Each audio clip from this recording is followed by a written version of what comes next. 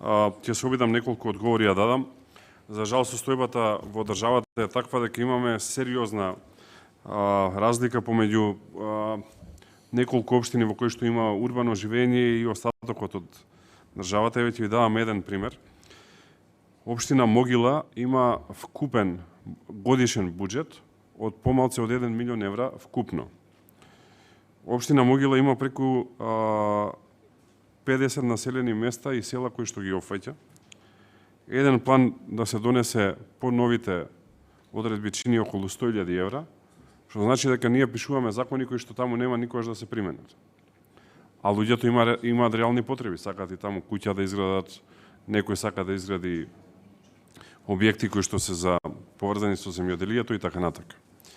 Така што, за жал, тоа што оставаме на хартија со реалноста сериозно се разликува.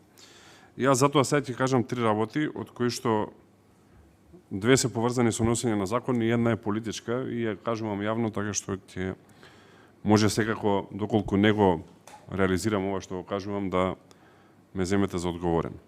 Првото е да го повторам она што го кажав претходно, а тоа е да изработиме заедно закон во текот на есента кој што ќе ги реши сите овие проблеми. Второ, имајќи предвид дека имаме 2 исклучиво специфични општини, можеби можеме да дополниме и трета и четврта, но сум отворени за тоа.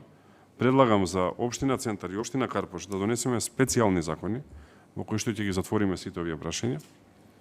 И трета политичка заложба, додека јас сум министер за транспорт, на седница на совет на општина Карпош нема да дојде ни еден детален урбанистички план кој што е поврзан со домување стамбено, односно А2.